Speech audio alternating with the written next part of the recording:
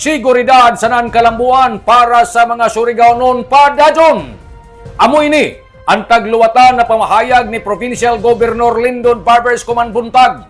Laong ni Governor Barbers wayay mautro kung ono ija tagsugdan na programa na tagasubay ang 10-point agenda ija gyapon jaon tagpadayon. Sa ija dugang pamahayag, ang seguridad na luwas sa kalisod ang katawan diin ang ija food security program na tagdumaya ng Provincial Agriculture's Office wayay puwas na tag-implementar. Samtang ang seguridad usab kabahin na nakahimsog sa panlawas permanente ini tagbuhat ng buhatan sa Provincial Health Office kay gani ang probinsya kanunay ini nga awardee sa mga health program. Samtang kung magisgot sab kabahin sa seguridad agig pagdepensa sa mga daotang katalagman, ang PDRRMO na amoy tagsaligan ni Provincial Governor Lyndon Barbers kanunay inijaon nagbantay kung ugaling jaoy mga dilubyo na muagi dinhi sa ato dapit. Kung kabahin sab sa edukasyon, way puwas usab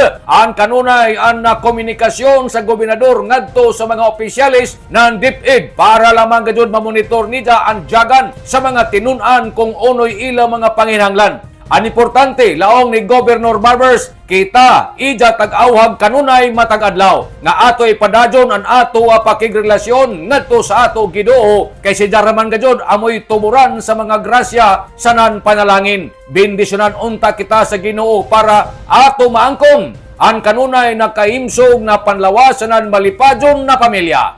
Tatak Lyndon, tatak Lig-on. Amping, ampo, abante Surigao. Nanukad gikan diri sa Kapitolyo ini si Marek Senars Marcon Vlogs, Mario Conali si Murlan Mulaong. Salamat, marajaw na adlaw, natong tanan.